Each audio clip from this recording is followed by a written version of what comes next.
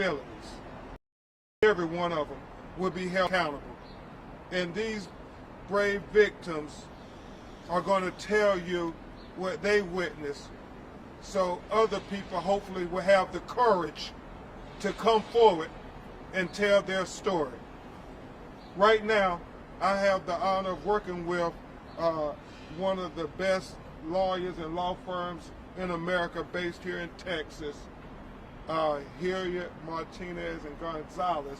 Attorney Alex Hilliard will talk about some of the details of our lawsuit. Then I'll introduce you to our clients, and then after that we will have questions and answers so we can try to answer as many of them as we can. Attorney Alex Hilliard.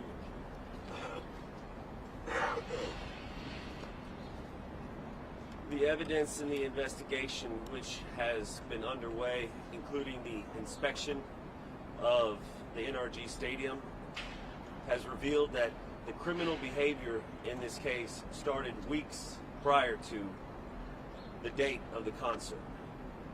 There was no plan in place for this to happen. They are legally required as the organizers, the risk directors, the security personnel to protect over 50,000 people, and they didn't have a plan. At 9 a.m. when the gates opened, everything was out of control. As soon as the first person gets injured, if there's no plan, chaos ensues. The chaos grew and grew and grew until multiple people, 10 confirmed now, lost their lives. Thousands of people injured, and tens of thousands of people who had to witness as CPR was given to their friends, to their daughters, to their sons, to their young brothers and sisters as they finally escaped a suffocating crowd. Over 45 minutes of torture as they tried to escape, feeling trapped, feeling like they would lose their lives. I promise you, every story from each client is more tragic than the one before it. Because nobody can be trapped like that without oxygen, without any place to move. Combining that with seeing someone die right in front of your eyes.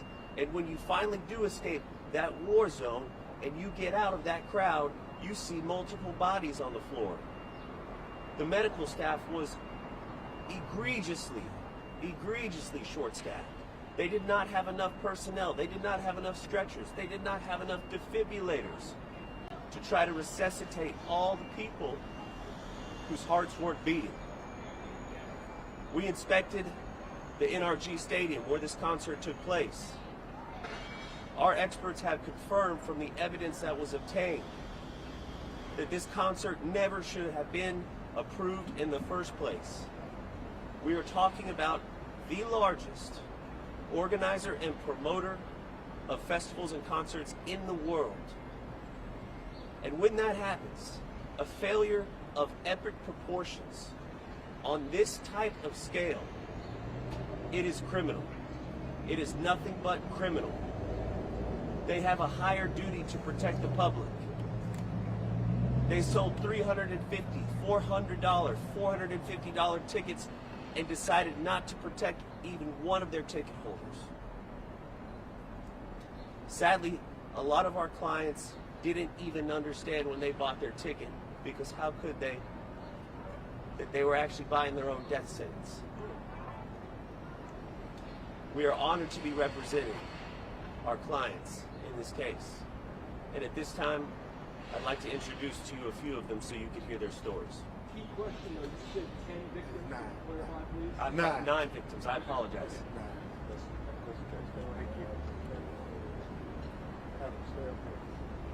Right, first we're going to have for you Miss Unica Smith, who's going to try to tell you what she experienced that night at Astroworld Festival. Miss Smith, can we get the spelling of your name spelling for me? UNIQUA. And how old are you? 34. And you live in Houston? Yes. Thank you.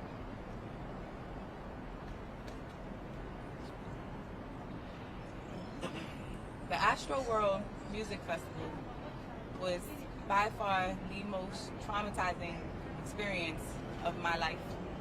I'm a mother of two, and I went to the festival alone, by myself. So I never thought that by attending the festival, I was taking the chance that I would possibly not return home to my children. When I woke up Saturday morning, I found that so many people that I had spoken with in the crowd were exposed to so much trauma. I had no idea that people in the crowd had passed away that night. I was towards the front left-hand stage of the Utopia Mountain stage when Travis Scott began to perform. And the thing that stands out to me the most in my memory is that I remember being crushed from every side by human bodies all around me. When he began to perform his first song, the crowd began to jump up and down, and with so many human bodies contacting your body from every area, with them jumping up and down, there's no way possible for you to maintain your footing. I was not able to stand on my own. We formed a camaraderie of sorts in the crowd to be able to hold one another up so that we do not go down. By the third or fourth song, I remember trying to make my way out of the crowd, and I tapped a woman to the behind me, maybe about two people behind me, to the rear. And when I tapped the woman to ask her to please move out of my way, you can tell that she was kind of having trouble breathing on her own. The next thing I know, the woman began to have a seizure. She was there with her best friend. Her best friend just started screaming out, "Oh my gosh, she's having a seizure. Please, someone get the medic." I'm looking around for the paramedics. I don't see anyone responding. The woman hits the ground, and I'm the next person behind this woman. Her feet are next to my feet. The only thing that I can think of is if I trip over this woman's feet, we're going to create a pileup. There's no way possible that I'm going to be able to get out of this crowd. Thank God there were people around me to help me and help me to remain stable. And the only thing I kept reassuring myself is that if I can get out of that crowd with the dense air, with all of the heat, with everybody crushing me from every which way, then I'll be able to breathe, to return to normal air. And unfortunately, I made it through the crowd. I fainted as soon as I got through the crowd. I believe that by the time I started trying to leave the arena was around 9:45 p.m. I was caught in the madness and the mayhem until about 2:45 in the morning, not able to return to my children, no cell phone service, no way to Uber home, no way to contact anyone. There was no taxi service. So it was literally like I was trapped downtown by myself where I know no one. I don't know anyone here. So it was truly the most traumatizing experience. And I had no way of even getting back to my car because where my vehicle was parked, I later found out that was the reunification site for the people who had lost their lives during the concert. So I was purposely being rerouted from getting back to my vehicle because the families needed to go and find out whether or not their family members were still alive where my vehicle was parked.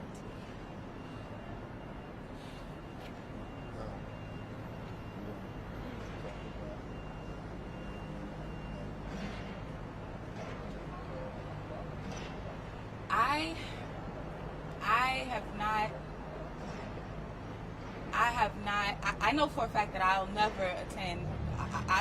At this point, I feel as if I'm very shaken up with large crowds. I feel like yesterday, for example, I went to the nail salon, and as I'm sitting there, the Astroworld clips are on every single TV screen. You see people being carried out on stretchers. You don't have the opportunity to even move on with your life. You're forced to relive this over and over and over again. And I know that so many people think that's helpful, and I know that everyone has their story, but it just forces you to relive the trauma over and over again. And then there's discussions about it in person and online about what people in the crowd should have done, and saying, well, if you were in the crowd and you noticed someone dying around you, why didn't you help? I'm not a licensed medical professional. Only thing that I could think about was me not falling on top of this woman and crushing her to death. I'm not trained in how to respond to a crisis like that. So for people to pass their opinions on how the concert goers should have responded, that's completely inappropriate and traumatized me. And the reality is, they shouldn't have responded. You should have had specialists, medical people, personnel there, crowd control personnel there, but they did not. And people are in severe need of mental health counseling because this has had a incredible mental strain on them. These many days later, I'm just watching her body shake as she relives it. It's something that as a community, we're going to have some serious mental health counseling. Thank you so much, Ms. for sharing. How old are your children? They're 14. 14 years old. Are they twins or? Yes, twins. Next, we will have Miss Rena Irahita come and tell you about her experiences that night.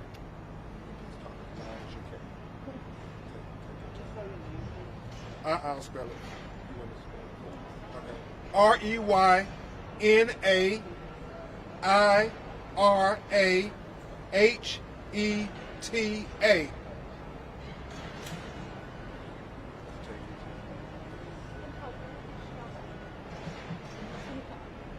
25. I can't put together the words to say. You can't use the words horrifying or anything. I just remember Houston becoming a new home for me and being excited to finally get to share a little bit about what I love about Houston and having my best friend come into town, and that was all we were looking forward to, this concert, just making memories and everything, and always being on alert, knowing, okay, these concerts are scary, people making jokes about it, but I always like to be aware. I remember that day we were going to get there later, but something just kept telling me, let's go earlier, let's go earlier. We went around 2, and I remember it was just a mess. It was horrible. There was people just walking in and out everywhere. Like, it wasn't organized. You wouldn't see securities. I remember getting to the checkpoint and looking at my best friend and be like, why are there people here? Like, why are they just standing here? There's no one here, you know, covering them. Like, I don't feel safe. I hope everything is okay. Not knowing what happened earlier in the day. Then I finally got in. They never checked my bag or anything. They were letting people pass by with beers, cans, and all these different things. They weren't even checking on anything. I remember getting to the merch and just being like, okay, it's probably crowded in there. Let's see this merch line. Let's wait here. And all of a sudden, you just hear yelling, and you just see people running. And I just remember I just got in defense mode and looked at my best friend and told him we need to leave. We need to get out of here. We're going to get trampled. And I remember him just being like, it's okay. Don't freak out. You're good. You're overreacting. And I'm being like, no, I'm not overreacting. I told you from the beginning. These people are waiting for something. They're waiting to just run in there. Like, everyone knows that people plan this out. And it's just frustrating knowing that I was just a person that never experienced any of this, and I could see it, and not seeing any workers anywhere, no police or anything. And then I got lucky to be able to cut into the right merch line. And I remember waiting there, thinking, okay, the chaos is done. I remember seeing people getting thrown on the ground, and I remember making the comment to my best friend, I refuse to ever be at a place and witness someone die in front of me and me not be able to do anything. And I remember thinking, okay, it's settled, people aren't gonna come in anymore. I remember seeing security just recording everything, and I'm like confused what's going on. It took some minutes, and finally you see a bunch of sheriffs come in horses.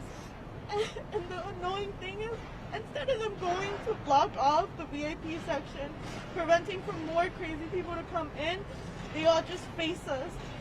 And you just see them recording us. And it was just a horrible feeling, thinking people that's supposed to protect us is just looking at us like we're some fools. Like, we're supposed to basically protect each other. And I remember just yelling at them, why are you guys pointing at us? Why are you guys intimidating us? We were here. We're trying to avoid all this chaos. I remember 2 hours passed. People were getting really crazy on the left side of the merch. They were blocking it off. They weren't letting people come into that merch line.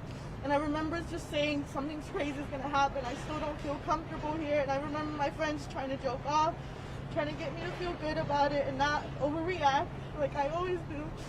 I just didn't feel good. And then all of a sudden you just see people cheering, and then everyone just breaks in that line and they get crazy and they started pushing each other just to get merch.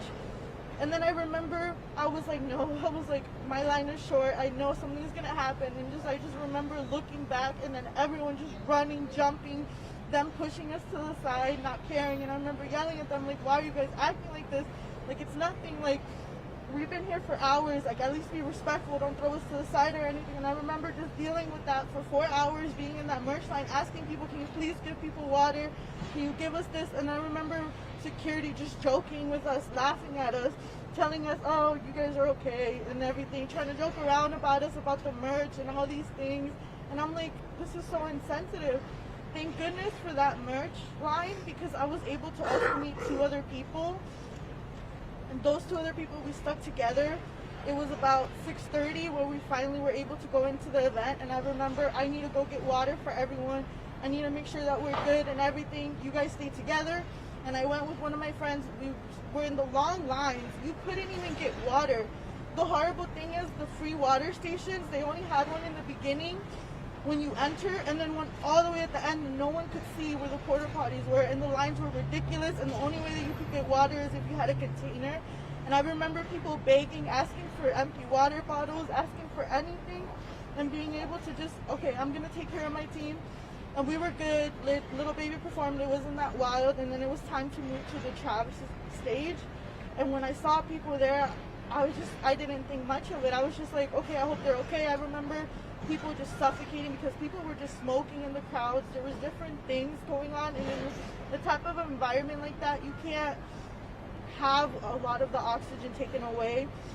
And I remember just looking at my friends like, if we need to eat, let's go get everything now. Let's get together and do this and that. Okay, we got food, we came back, we were excited, we're like, okay, all that traumatizing stuff, let's put it to the side, hoping everything is going to be good. I remember just looking everywhere, and then my friends warning me about everything. They remember them telling me, it's going to get really pressured here. Make sure that you know that you can breathe good, make sure that you have space, make sure that if you feel claustrophobic, you go sideways. Do not go forward, do not go straight, do not do anything, go sideways and try to leave, because it will get packed here. And then I remember just having people literally push us, cut us in front of us. I had guys that were 6 feet tall in front of me talking about, we're gonna rage right here. One of them had crutches. I remember him saying, I'm gonna hit people with this crutch, and just making signals and stuff like that. And I remember just having anxiety and telling my friend, I can't do this. I know you're joking around about it, saying that it gets really pressured and you can't breathe, but I just can't. And I remember looking at the 2 people that I saw there, and then all of a sudden someone just fell on us, and that's what honestly freaked me out the most. And I looked at them and I told them, I can't do this. And it was really 1 minute left for the countdown for him to come out.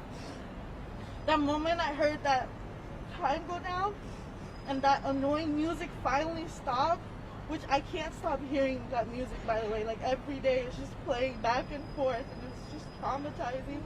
And I remember just looking at them and telling them, I can't do this. I can't. I have to go. And the thing that breaks my heart the most is, I don't know if one of the people there is still severely injured or not. And I remember just seeing news, and I hate that people are making false claims saying that someone died. And I'm me trying to figure out, okay, is this person good or not? Why didn't I tell them to leave with me? Because the moment that countdown went down, me and my friends just grabbed each other and we went sideways. And I remember everyone just pushing forward, and it was hard breathing, but we were able to get out. And we were in a section away from everyone. But I remember the whole time I just kept looking around. I was like, this doesn't feel good. Something's going on. And I remember him just saying words like, I need this stage to feel, I need an earthquake. And I was saying, why is he telling people that? I'm seeing a bunch of emergency response. I barely see anybody around. There was no security everywhere. It wasn't organized very well. I remember people just begging for water and me getting mad. Why is it, you guys have so much money, why can't you just give free water for everyone. The water was selling out, and it was hard for people to get it. The concert was done, and we all just thought, okay, it's just a concert. People are probably just dehydrated, they fell and everything, and literally, the last moment that I turned around, I witnessed someone on the ground.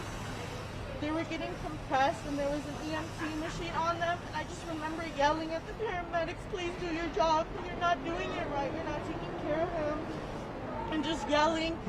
And then you just see them literally grab the body and just throw it in a cart like nothing. And that broke my heart because all I wanted to do was go and run behind them to make sure that that person was okay, but I couldn't because everyone was trying to leave and it was just chaotic, and leaving that place was horrible. I lost my friends.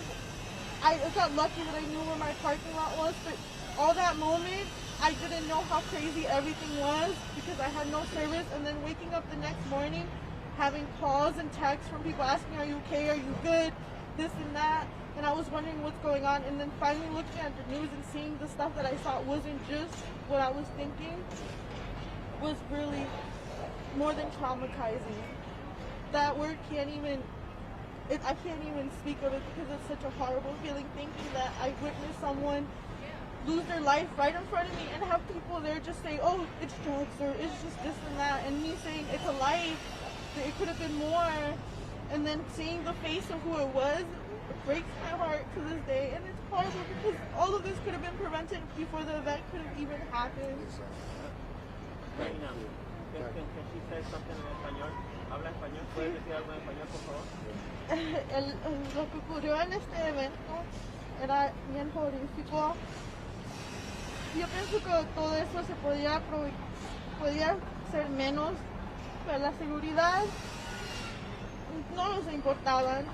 La gente se reía de nosotros. I'm sorry.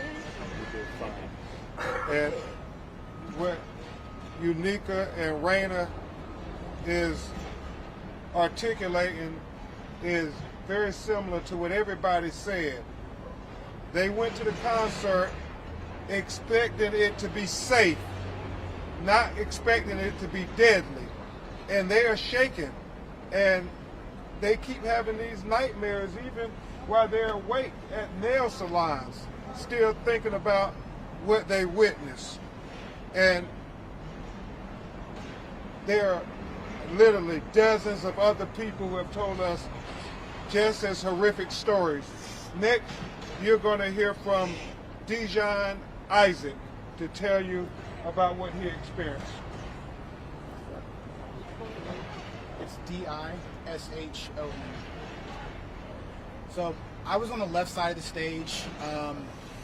About 45 minutes prior to Travis coming out is when it started to get intense. There was pushing that started happening behind us. Fights were breaking out. People were throwing water bottles. It was basically a war zone. And it just got worse and worse the closer to when Travis was coming out. I think around the 5-minute mark, the pushing began to be so aggressive. Each time I would be pushed, I'd almost touch the ground. Back and forth, back and forth. And at this point, you're at the mercy of the crowd. We were packed in so tight, we were like sardines in a can. And the feeling was like, imagine someone coming up behind you and bear hugging you as hard as they possibly can. And it's just bodies. So around 5 minutes, people started falling over. And I just remember, the look of terror on people's faces around me. Everyone realized, like, we have to get out of here. And I remember there was a girl next to me, and before the pushing had started, she was just saying that she knew she wasn't going to enjoy the concert. Because she was already, like, I'm tall, so I was able to get air on the top, but everybody else basically was getting suffocated. And so when the pushing started happening, as soon as Travis came out, I felt the flames, and I realized I had to get out of there. I was going to get crushed to death. So I started making my way out, and basically I was telling people to back up. Hey, we're trying to get out. People were rushing the stage. There was one point where someone said, everyone put their hands up. I put my hands up, and I wasn't able to get them back down. When I finally got them back down, I basically teamed up with the people immediately around me, and I told everyone, like, get it low, and, like, basically put your arms out like this so you can create some space for yourself. And so we're doing that. and I'm starting to make my way out. I hit a fence on the side where a bunch of people had fallen down, and the whole time, like, I'm trying to pull people up, and I'm pulling someone up. There's people on the ground trying to, like, use me to pull themselves up, and I just remember thinking, like, if I fall, it's over for me.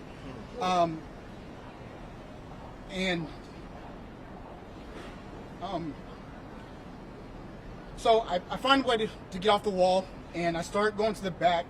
I'm making my way through the crowd. The whole time the pushing is still happening, the crushing is still happening, and I reach a point where I'm losing consciousness. And I'm like, I look above the crowd, I don't see an end in sight, and I just feel like people pushing me from behind. And finally I hit a pocket of air, and at that point I just go as fast as I can through the crowd. That night I was wearing a sweater like this and a hoodie, and I sweated through both of them completely. Like, I literally took off my hoodie and I could squeeze it out, and there was sweat. I got to the end and I sat on the sidewalk and just sat there, like, in a daze for minutes. I just remember bodies everywhere, like limp bodies, people pulling bodies out of the crowd. The minute Travis came out, I went with a friend, and I turned around and looked for him. He was gone. There was no cell phone service, so finally, when I went far back enough, he called me and was like, "Bro, where you at?" I spent 20 minutes on the ground, and there was a girl next to me who's for sure dead. And I didn't realize that people, other than that experience, a day later he sent me an ABC News article saying that 2 people had died that were standing literally right next to me. And I'll never forget the look of terror on people's faces. That's the thing that sticks with me the most. I remember there was a girl at one point who was holding my hand. I didn't know this girl whatsoever, but she held my hand. I held her hand as long as I could until eventually I lost her in the crowd. But yeah, that was pretty much the experience in a nutshell. Thank you. It was a war zone. And why is it that Deshaun? Pretty much the experience in a nutshell. Thank you. It was a war zone. And why is it that Deshaun and others had to try to come up with safety plans for an escape route? Where were the crowd control personnel there? Where were the medical personnel there to help them? I mean, it is malfeasance on every level. And that's why we have to get the answers. We cannot have where people go to a concert and they die. That is unacceptable in 2021. It is so preventable. This was so preventable. People sometimes try to say, well, you weren't physically injured like Miss Daughtry or Mr. Nunn, who's on crutches. What's the problem? They have severe mental issues. Post-traumatic stress disorder is very real, and we're hearing it over and over again. These people are not able to just turn the page and go back to normal. And we as a society should take very seriously their mental health after this tragedy. And we're saying to Live Nation and everybody, don't try to sweep this under the rug as if it's not real. It is real. It's very real. Thank you, Dijon. How do we spell your last name? It's ISAAC. And how old are you? 31. And you live here in Houston? Yes. I ended up walking home from NRG after that. To where? A Museum District, Montrose area. Thank you. Now we're going to have Miss Daughtry come to you. She's having some problems ambulating, so we're going to assist her.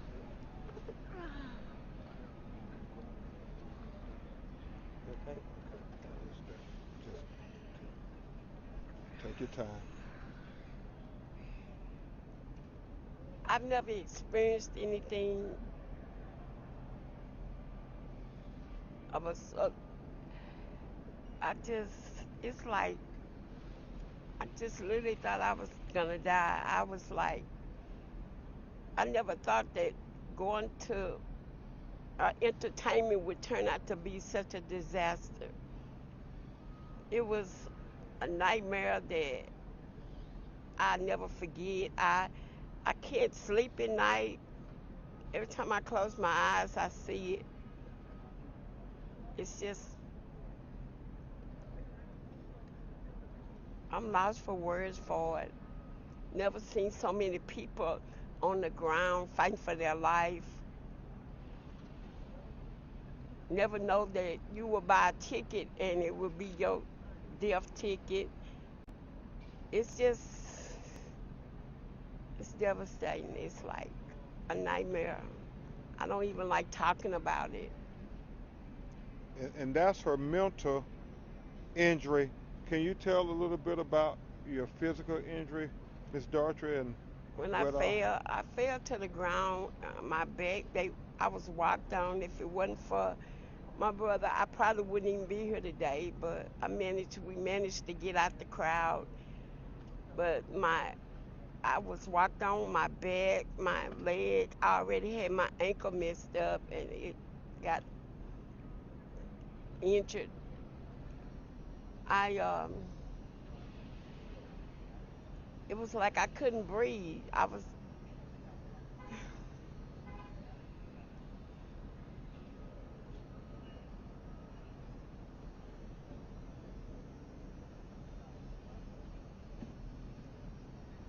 That's enough. Okay. Okay. We can go ahead and drop it again. Okay.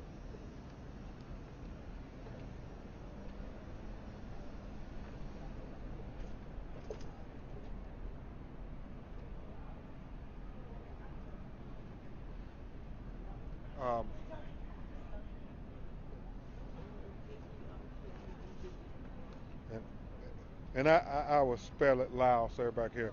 Gertrude, Gertrude, Daughtry, Daughtery.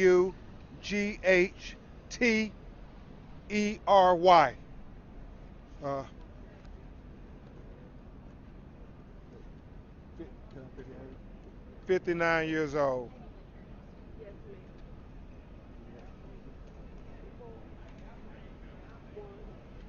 And she's a grandmother. Uh, and this just shows that this was truly promoted as a family oriented festival. And you have people of all ages there to enjoy the festival, never knowing that, as Ms. Daughtry said, it would turn into a disaster that has changed their lives forever. You know, it's one thing for us to talk about it, it's another thing for you to witness it with your own eyes. You saw the pain on Unica's face. You saw the pain on Raina's face. You saw the pain on Deshawn's face, and certainly you saw the very expressions on Gertrude's face, and it's real. And so we have filed this lawsuit, and we expect that because we have dozens of other people calling every day, and we're trying to collect the information, the whole team of lawyers and staff, that we will be filing others, because one thing is for certain: we will not let them get away with this. There will be accountability, and we're going to make them have changes in the industry. Whether it's George Floyd or the children in Flint, Michigan, all these cases, not just about justice for those who are injured in this tragedy, it's about trying to make changes where all of our children and our neighbors will be safe. They will get to come home to their mothers and fathers, and they will get to come home to their brothers and sisters and their friends. And unfortunately, not everybody who went to Astroworld Festival got to come home to their families and friends. And that's why we're here. We'll take some of your questions. We're representing over 200 plaintiffs. And we filed over 93 lawsuits to date. As of today, We have filed 93 lawsuits. We filed one lawsuit this morning on behalf of 90 plaintiffs. Attorney Crump, Yeah. Attorney Crump, could you please, Crump. Crump, I don't know why I said that. Attorney Crump, could you please provide us an update of the status of the state of Ezra Blunt, and has Travis talked in detail to his family or any of the... A lot of stuff is private, and they want it to remain private. His health condition, the only thing his mother and father continue to ask is for prayers. Please continue to pray for that 9-year-old baby.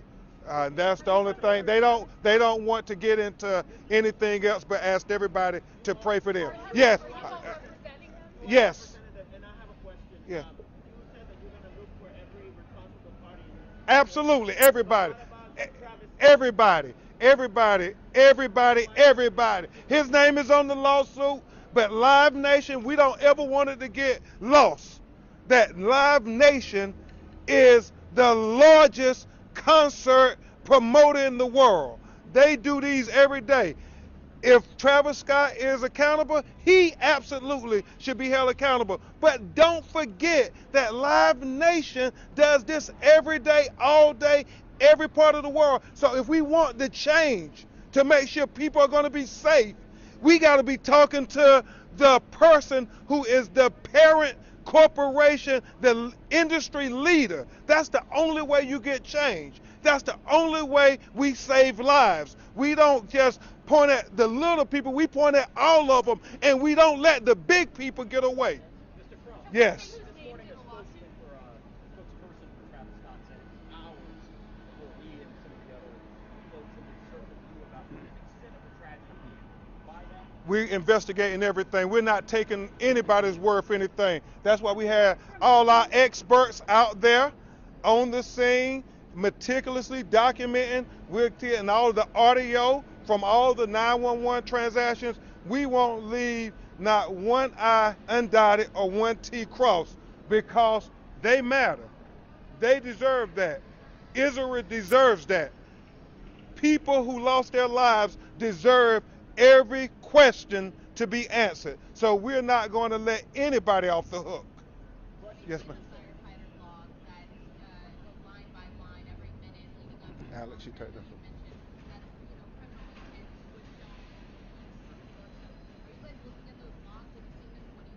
We have seen throughout the investigation, we have seen evidence from the logs.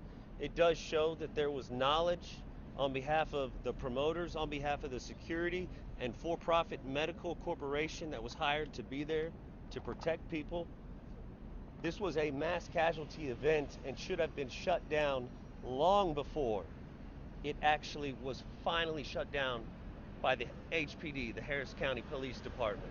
The logs only detail a tragic timeline of understanding and knowledge from these corporations that people were dying and that steps should have been taken to shut the concert down, and nobody did anything. Yes, sir. Question for Deshaun and some of the survivors. Deshaun, y'all want to come up? If y'all can come up, we're with you. And if you don't want to answer a question, just say, you know, step a little closer if you will. Nika, will you step a little closer? While you're going to help. I don't know if the performers were aware. I feel like once I got out, I saw Travis stop the concert once or twice to make sure people who had passed out were helped out. But other than that, I was honestly, I couldn't pay attention to really much at the time. I was just trying to process what had just happened. Any other questions? Unique. And if you can't just there were sheriffs on forces. You said sheriffs or was that police? You know, and can you describe just a little bit more of you tried to get help from them? What was their attitude? I wouldn't. I'm sorry. I wouldn't know the difference. Oh, okay. Horses. I, She can't hear your question. Ask your question again. You described that there were sheriffs there on horses. Was that the sheriffs or do you know? to be honest, I just heard everyone in the crowd yelling the sheriffs, and then I remember having to get on my tippy toes and seeing them, so I wasn't really sure like what I saw, but I know that Did they end up helping anybody? No, to be honest, what they were doing, like what they would do is when people were still coming in, because the thing is they didn't block off the VIP entrance. What they were doing is we're just scaring people with the horses, and I remember just seeing the horses being very distressed too, and being very like incorrupted. They didn't want to work with the people because they were distressed too. And I remember them just walking around and just recording. Honestly, I didn't see them try to help anybody. The people that did stop the people that broke in were the other security, the people that were hired, but I didn't see any of them do it. And then throughout the event, they weren't there. I literally would just see the same two police officers. I didn't see any more throughout the event. Yes, ma'am. Do you believe there's anything more that the Houston Police Department could have done at the site of the concert as it was going on, or were their hands tied just like the fire department? Well, we're investigating everybody and everyone. We think that there was failure of responsibility on every level, and we want all those questions answered. One of the things, you get emotional because these were such preventable losses, and as you get to know the families, it just hits you. I have a 9-year-old daughter, and I just keep thinking about how Israel parents, you know, what could be going through their mind when you are going to a family festival that has been promoted like that. They have so many children who are fans because of Fortnite, because of McDonald's, kids meals that, had Travis Scott. And so you knew this was going to be family oriented because you promoted it to the world. And so it really is about, attorney here, when I get involved in a case, it's really not just about trying to get justice for this family or that person. It's about trying to make change. Thurgood Marshall would always say, no, we're not just fighting for this individual. We're fighting to have a greater impact on the larger society. And they have concerts and music festivals all over the world. And if it can happen here in Houston, it can happen in your city too. So what I'm trying to do, what we're committed to doing, is trying to have a change in the industry for the better. Can we say who's named in the lawsuit? We got the lawsuit available. If you go to press@bencrump.com, we will provide. Oh, everybody, absolutely. You can go look back at all our lawsuits. We have 20 defendants named, and that number is growing. And Deshaun said he was standing next to some people who had passed away. Deshaun, do you know who that was? I believe it was the guy's name who starts with a D. It was the one who was trying to save his fiance, and that's the reason why I remember them. Babe. Yeah. And then I think it was James or Jake, who was the other one. Jacob? Yeah, Jacob, I think so. Is that a defense that you're talking about? No, this was before like the shoving and everything started. They were, I think, to the right of me, and then I remember the fiance trying to get out and like trying to help her like get between me. Deshaun's rate is that he was ages, please. Sorry, what was that? Oh, 31. And Rain Howley? 25. And Unica? And Unica's 34, mother of twins. Attorney Hilliard, I'll try to take one or two more questions. And yes.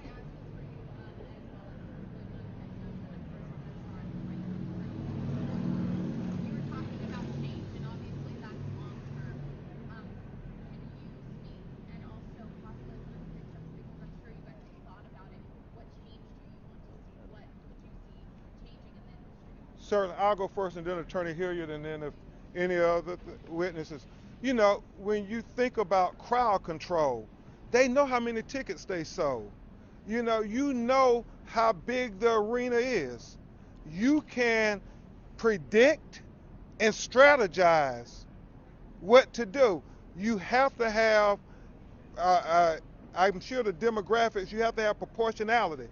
For every 100 people or every 200 people, we need to have a medical provider. We need to have a security personnel. We need to have a escape route. We need to have a plan. We want them to be more vigilant in preventing, not being reactive, but be proactive. And that's what we think was lacking here. They were not proactive in dealing with all of the foreseeable things. It is not Dijon Isaac's job to come up with an escape route. He was a customer. He had paid money to purchase the ticket. He wanted to just come and enjoy the show. He didn't know that he was going to have to be a emergency life care provider at the show. He didn't know he was going to have to be a law enforcement officer trying to clear the path. He didn't know he was going to have to be a mental health counselor trying to hold on to the young lady's hand who he didn't know to try to encourage her just to stay together. Miss Daughtry on the ground, as she told us in our intake, she thought she was going to die on the ground. They should have had people in place to be able to deal with crowd control and deal with safety. And so whether it's some policy or whether it's some regulations that have to be passed, you can never have people go to a concert and die. I mean, unjustifiable deaths. Alex, It's not rocket science for Live Nation. Like we said, they're the biggest billion-dollar promoter, organizer, and advertiser of these festivals around the world, and they acknowledged that there was a danger and a risk that people were going to get hurt in the plans for this festival. And when that happens, the first step is you put an age limit on who can attend. You do not let 9-year-olds, 13-year-olds, 14-year-olds, 5-year-olds into a concert that you have acknowledged as an organizer and promoter that people are likely to get hurt. We need extra security and site personnel on site. And then allow every single age to come in the doors. To what? To make money. That's why they did this. do you any? Okay. All right. Last question. Can you kind of go through that? Like, how much evidence are you going to have to wade through? How long do you think We anticipate the evidence is going to be, it's going to be months as the criminal investigation happens. We anticipate that over the next months, we will continue to investigate every single level of failures. From the very top at Live Nation to the security team, we're not going to leave one stone unturned. As you know, there's a criminal investigation happening, which we intend to comply with. But as this lawsuit goes on, we will be taking the depositions of the highest ranking executive officers that had the power to shut this concert down and didn't. And they're going to have to testify under oath as to what their reasoning was, what their unimaginable reasoning was for not shutting it down when they knew people were already dying. It had been declared a mass casualty event. And I use Ms. Daughtry words. It was a disaster. And Live Nation, if you want to prevent future disasters, you need to act now. Not just for those who were injured, but to make sure in the future we prevent injuries. We don't want to be reacting like we're doing here in Houston. We want to be proactive as we go forward. Last question. I'm wondering if Gertrude or Raina or Black, Nicola or Sean talk about who they think ultimately bears responsibility. Is it Live Nation, Travis Scott, others, the police? Yeah, I What want to do they answer that. think in their minds? They shaking their head. That if somebody harmed you or you died, I think the question in your mind, in your loved one's mind, is we want everybody held accountable. Everybody. And so I want to put that question to bed once and for all. Everybody and anybody who had any responsibility for this festival should be held accountable. Thank you.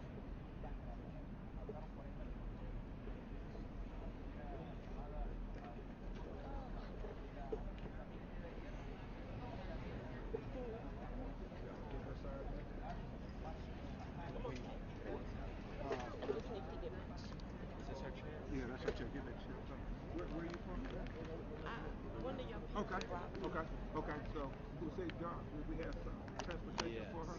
Was it an Uber or Lyft or something like that? Hey, Joe. Joe. Joe. Hey, I Okay.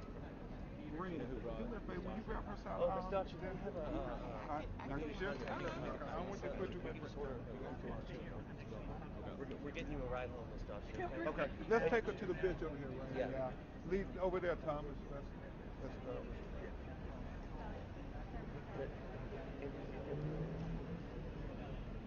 I'll wait for him. I'll wait.